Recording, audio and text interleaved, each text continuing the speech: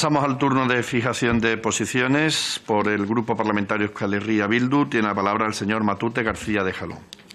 Muchas gracias, señor presidente. La verdad es que estas dos solicitudes de comparecencia bien podrían sintetizarse en el título de una canción, creo que era de Pongamos que hablo de Madrid, porque realmente ese es el ánimo. Y no es solo tanto por lo que se ha dicho hoy aquí, sino por lo que hemos tenido que ver durante este mes y medio.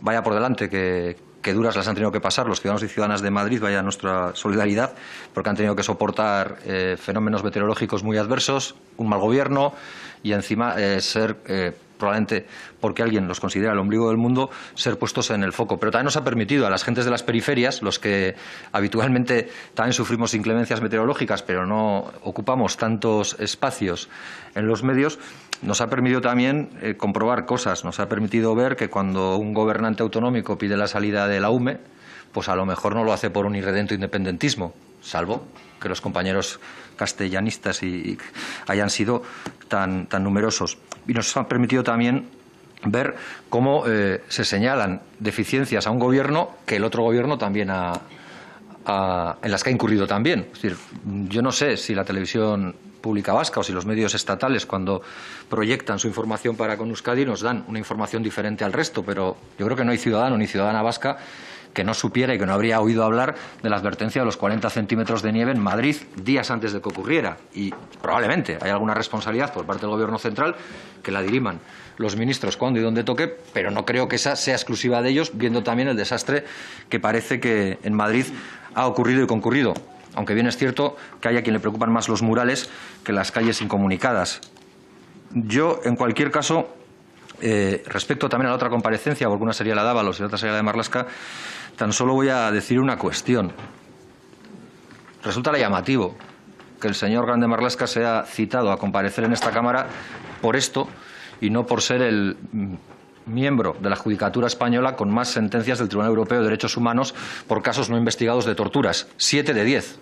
Un notable. Y si se apura un poco más, puede llegar al sobresaliente. Justo estos días, además, que hemos visto cómo el Tribunal Europeo de Derechos Humanos nuevamente ha vuelto a pintar la cara al Estado español y al señor Marlaska en cuanto que responsable principal de esa no investigación por un caso que conoció la sociedad como el de Atzenugal, que no era sino Laguntza al revés, y Laguntza no es otra cosa que ayuda que pedían algunos de los que estaban siendo sometidos a torturas para que investigara. En cualquier caso, y termino ya, no sabemos si se trata tanto de que comparezca, lo que sí que creemos que en el caso de Marlaska se trata más de que dimita.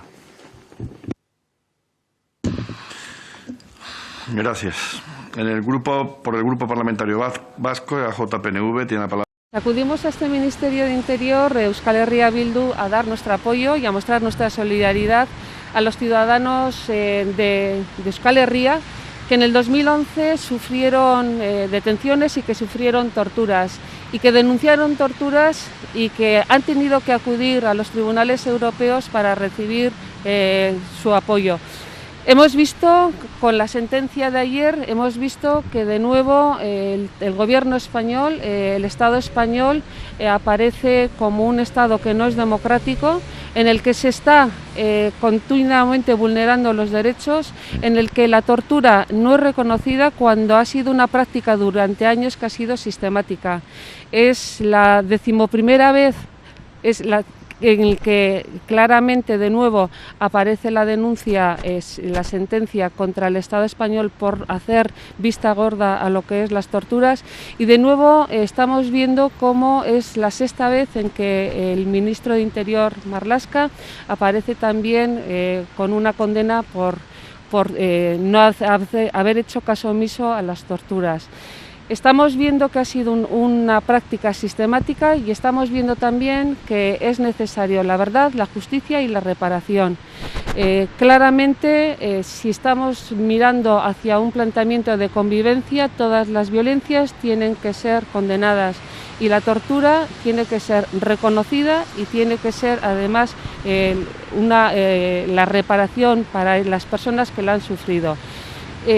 Hoy mismo vamos a pedir una comparecencia del señor ministro Marlaska para que explique y dé fe de este planteamiento en el que se le sobre el tema de la tortura.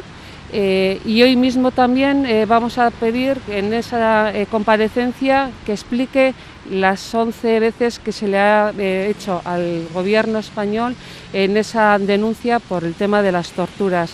Vemos que claramente se tiene que terminar con esto, tiene que haber un reconocimiento de lo que se ha hecho y tiene que haber también claramente se tiene que ver una compensación. Tenemos que mirar hacia adelante. Gracias.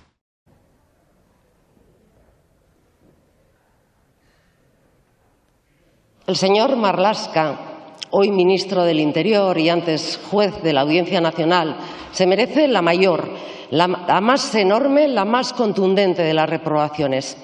Pero no por los motivos que aduce la moción del Partido Popular, sino precisamente por lo que se oculta en esa moción. Grande Marlaska se merece la más colosal de las reprobaciones y más, mucho más, que por lo que hizo, precisamente por lo que no hizo ante decenas de detenidos vascos que pasaron ante él y en los que no vio ningún signo de las torturas que se le relataban. Hay, señorías, una cadena de connivencia que permite la tortura y no hay torturas sin connivencia de los jueces. Tanto es así que la justicia europea ya le ha reprobado. Desde 2004 hasta hoy, el Tribunal Europeo de Derechos Humanos ha condenado al Estado español en 9 ocasiones por investigar las torturas de detenidos vascos. De esas 9 sentencias europeas, 6 tuvieron a Grande Marlaska como juez instructor en la Audiencia Nacional. No vamos a hacer el juego a la derecha en esta iniciativa, pero que quede claro que el ministro Marlaska no tiene ni tendrá el apoyo de Euskal Herria Bildu, porque tenemos memoria. Y, señora Beltrán, creo que no escuchó nada, absolutamente nada, de lo que dije ayer. La mayoría de la sociedad vasca queremos avanzar en la convivencia y en la paz. Queda claro que ustedes no. Creemos que hay que reconocer todo el daño causado y que a todas las víctimas se les debe verdad, justicia y reparación. A todas. Y ha quedado claro que ustedes no. Es una lástima, pero sin embargo la sociedad vasca va a avanzar, avanzará y lo hará pese a ustedes. Muchas gracias. Gracias, señora Aizpurua. Por el Grupo Parlamentario Ciudadanos.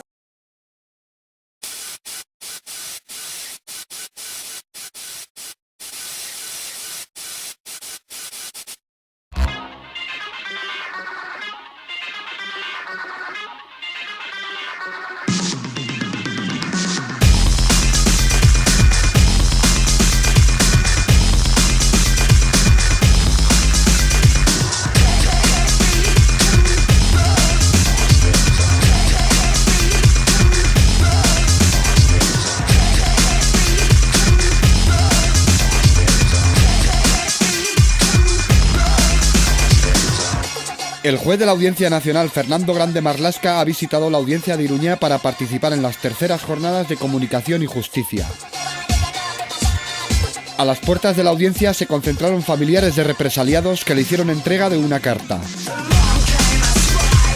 Bueno, los padres que nos hemos juntado aquí para manifestarnos delante de la conferencia que está dando a juez Grande Marlaska, hemos elaborado una carta que hemos presentado a la audiencia para ver si se la podían entregar a él.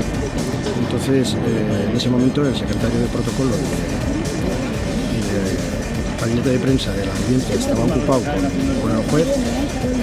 Nos ha dicho que entregásemos la carta a un agente, a una policía foral, y que él personalmente que se la entregaría. Y está ahí. Le he dicho que confiaba en su palabra y me ha dicho que sí, pues eso es lo que hemos hecho. Y ahora estamos aquí, pues quietos en la puerta hasta que salgan.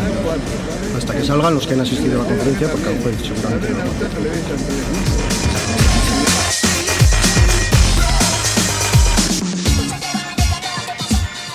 Señor Grande Marlaska, los padres y madres de los jóvenes detenidos durante sus últimos operativos, que vienen teniendo lugar desde hace ya más de 2 años y medio, así como los padres y madres de los jóvenes que forman parte de las listas negras que usted confecciona, queremos comunicarle lo siguiente. 1.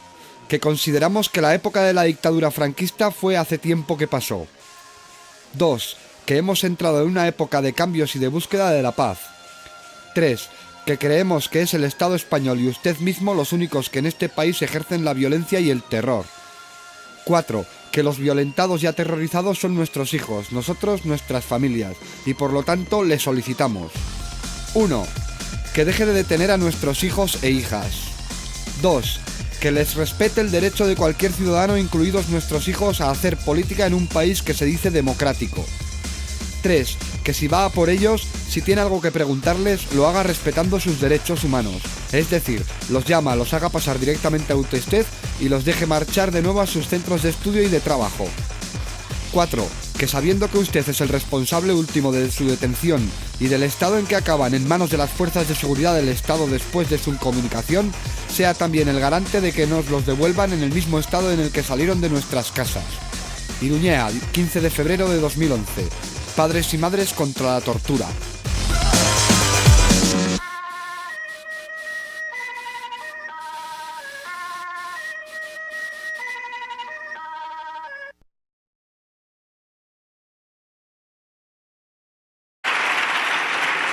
Pregunta del diputado don Jon Iñarritu y García, del Grupo Parlamentario Euskal Herria Bildu.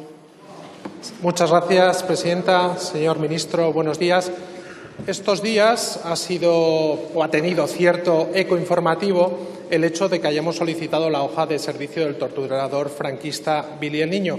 Pero hoy queremos ir más al fondo y preguntar cuándo y de qué modo, esto es, cómo prevén hacer posible que sean retiradas las condecoraciones y honores a todos aquellos agentes policiales que hayan conculcado derechos humanos. Muchas gracias, señor ministro. Señor ministro del Interior. Sí, muchas gracias, señora presidenta.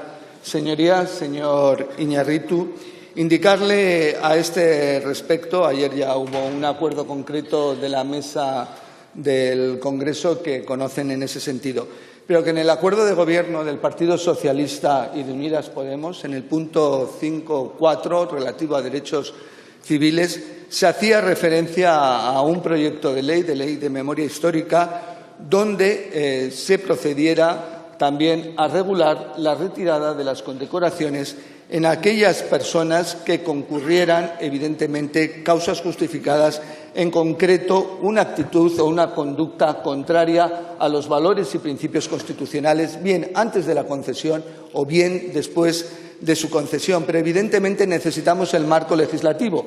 Por eso ese marco legislativo ya está previsto, porque esas condecoraciones fueron concedidas en virtud de leyes preconstitucionales del 64 y del 76, como usted bien sabe. Nosotros ya hemos registrado una ley de memoria histórica en cuyo artículo 12 se prevé la posibilidad de la revocación y el procedimiento en ese sentido. Está publicada en el Boletín de las Cortes Generales de 31 de enero y espero que su grupo parlamentario apoye la tramitación de una forma rápida para que podamos materializar esa posibilidad. Muchas gracias.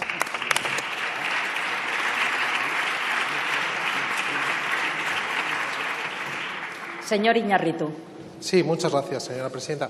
Señor Marlaska, respecto a ese cambio legal, nosotras no vemos ningún problema. Apoyaremos que se retire a los torturadores franquistas, como no, cualquier condecoración y cualquier beneficio. Ahora bien, yo creo que habría que hacerlo más extensivo que aquellos torturadores del franquismo, porque tenga en cuenta que en el contexto vasco, en periodo constitucional, la inmensa mayoría de agentes que han sido condenados por tortura o por guerra sucia fueron indultados, ascendidos y condecorados. Y ahí tiene, por ejemplo, el caso del coronel de la Guardia Civil, el señor Sánchez Corbí, que fue condecorado por su ministerio y durante su mandato.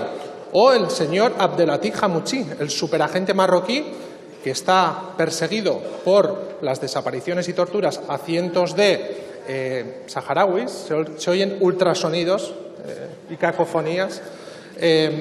Entonces, de hecho, hay otro problema, que es que las concesiones de medallas sigue siendo problemática. Los mismos sindicatos policiales le decían la semana pasada que había problema con las concesiones de 322 medallas a los agentes de la Operación Ícaro del pasado mes de octubre en Cataluña. Por cierto, una operación en la cual hubo 4 ciudadanos catalanes que perdieron un ojo y un ciudadano perdió un testículo. ¿Va a investigar esos hechos o se ha condecorado a alguno de esos agentes? Porque yo creo que es problemático que se condecore o que se mantengan condecoraciones no solamente a aquellos agentes del franquismo, sino a aquellos que hacen hoy en día lo mismo que hacía la policía franquista o que hacía Billy el Niño. Muchas gracias, señora presidenta. Señor ministro del Interior. Muchas gracias, señora presidenta. Señorías, señor Iñárritu, le reitero cómo existe una proposición de ley registrada por el Partido Socialista donde todas aquellas personas, independientemente del momento histórico pre- o postconstitucional, que hayan sido condecorados y se pueda, en un expediente contradictorio que en ese proyecto está previsto, concretar que han omitido los valores constitucionales o que los valores constitucionales, principios constitucionales, no forman parte de su piel, poder ser retiradas. Y espero que en el trámite legislativo pues ustedes también puedan enriquecer esa proposición de ley y llegar a un consenso. Pero déjeme terminar y respecto a la Operación Ícaro y a la Policía Nacional que actuó en octubre y en noviembre en Barcelona, perfectamente coordinada con los Mossos d'Esquadra y con la Guardia Civil, que vuelva a felicitarles por su trabajo.